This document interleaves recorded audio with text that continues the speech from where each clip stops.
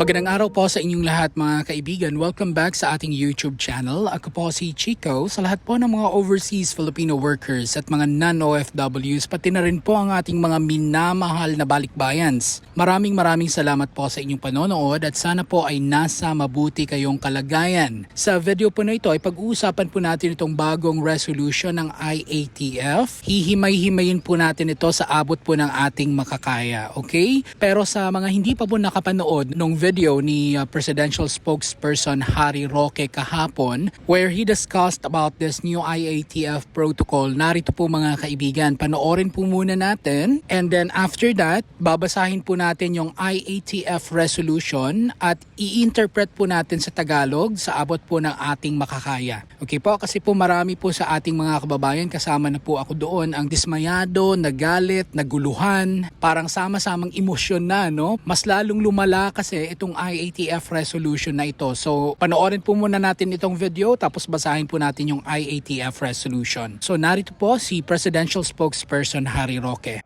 Samantala, inaprubahan ng inyong IATF ang guidelines ng inbound international travel para sa lahat ng fully vaccinated individuals na binakunahan sa Pilipinas.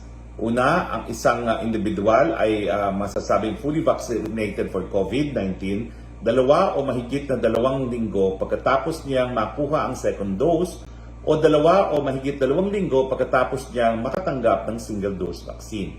Ang bakunang tinurok ay dapat mayroong emergency use authorization or through a compassionate special permit mula sa Food and Drug Administration. Pangalawa, kailangan hawak ng fully vaccinated individual ang kanyang vaccination card na dapat ma-verify bago siya umalis at ma-present sa Bureau of Quarantine representative para re-verification sa Department of Transportation, one-stop shop pagdating sa Pilipinas. Pangatlo, lahat ng papasok na fully vaccinated individuals ay kailangan sumailalim sa 7-day facility-based quarantine pagdating ng Pilipinas. Pang-apat, kailangan tiyakin ang striktong symptom monitoring habang nasa quarantine facility ng 7 araw. Pagkatapos ito ay magse-self-monitor na ang pasahero. Panglima, kinakailangang sumailalim ang biyahero sa RT-PCR test kung lumitaw ang mga simptomas ng COVID-19 sa loob ng 7 araw habang siya ay nasa loob ng facility-based quarantine. Pang-anim, pagkatapos makakumpleto ng 7 araw sa facility-based quarantine, mag-i-issue ang Bureau of Quarantine ng quarantine certificate kung saan nakalagay ang vaccination status ng pasahero. Kaugnay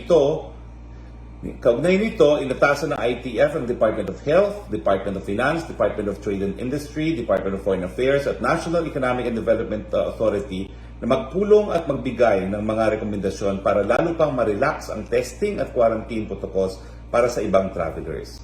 So yun po mga kaibigan, si Presidential Spokesperson Harry Roque where he talked about the new IATF resolution. So narito naman po ang IATF resolution mga kaibigan. This is resolution number 119.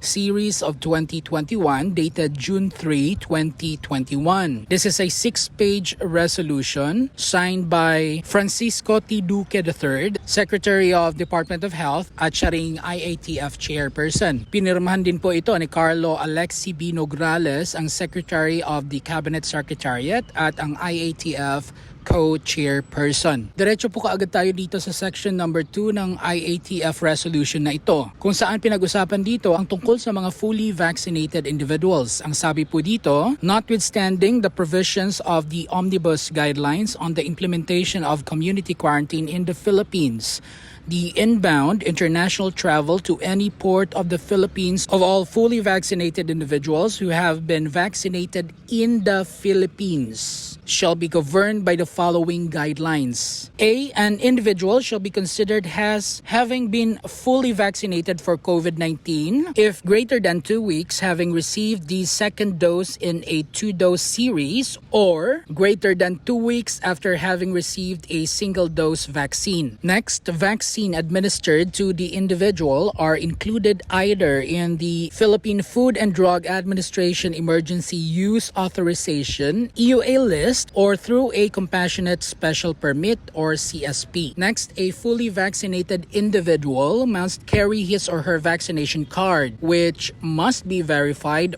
prior to departure as far as practicable. This document must be presented to the dedicated Bureau of Quarantine representative for re-verification at the Department of Transportation One-Stop Shop or OSS upon arrival in the Philippines. Next, all arriving fully vaccinated individuals shall be required to undergo a 7-day facility-based quarantine upon arrival, with the day of arrival being the first day. Next, the BOQ shall ensure strict symptom monitoring while in the facility quarantine for 7 days. Thereafter, the individual is enjoined to self-monitor for any symptoms. Next, the individual shall undergo reverse transcription polymerase chain reaction or RT-PCR testing only when COVID-19 symptoms manifest within the duration of the 7-day facility-based quarantine. And lastly, upon completion of the 7-day facility-based quarantine, the BOQ shall issue a quarantine certificate indicating therein the individual vaccination status. The Department of Health, Department of Finance, Department of Trade and Industry, Department of Foreign Affairs, and the National Economic and Development Authority are hereby directed to convene and provide recommendations for further relaxing testing and quarantine protocols for certain classes of travelers. Now, sa pagkakaintindi ko po dito mga kaibigan, ang pwede lamang napayagan na magkaroon ng 7 days quarantine ng mga fully vaccinated individuals ay yung mga pasahero na nabakunahan na mismo dito sa Pilipinas. So yun po yung sinasabi dito sa Section 2 ng IATF resolution. Now, meron po silang mga binabanggit dito na mga bakunang kasama po sa listahan at itong compassionate special permit. So narito po yung listahan ng mga bakuna ng Philippine Food and Drug Administration Emergency Use Authorization or EUA. So nandyan po ang Pfizer-BioNTech, Oxford AstraZeneca, Sinovac Coronavac, Gamaleya Sputnik 5 or Sputnik V, Bharat Biotech,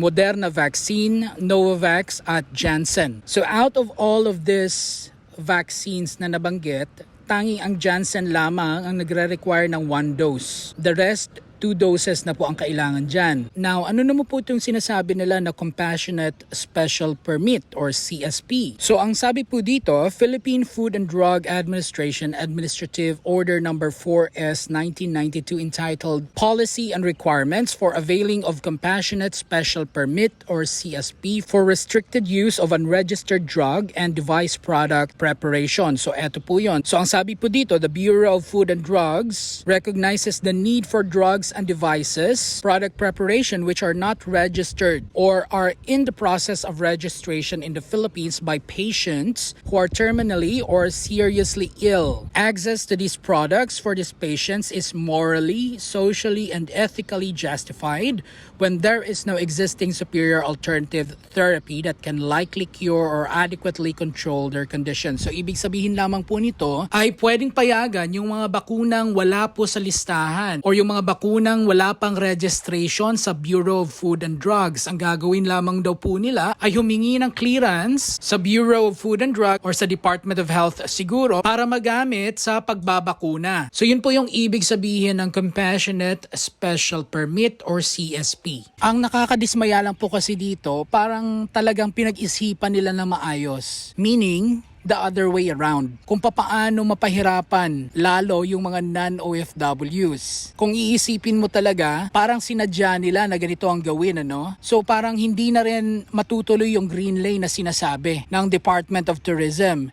Kasi as you can see in this resolution, si Duque pa rin ang pumirma. 'Di ba sinabi ko po sa inyo dati, akala ko si Secretary Berna Romulo Puyat ang mamumuno nitong small working group na ito, but then hindi pala. Alam niyo po sa totoo lang mga kaibigan, ang inisip ko po talaga ay babawasan lang talaga nila yung 14 days mandatory quarantine. Pero na-underestimate ko yung talent ng Department of Health at IATF. Meron pa pala silang mga tinatagong mga magic tricks mga kaibigan. Talagang halatang halata na ayaw talaga nilang gawing madali ang pag-uwi para sa mga bakunado ng mga non-OFWs or OFWs at mga balikbayans.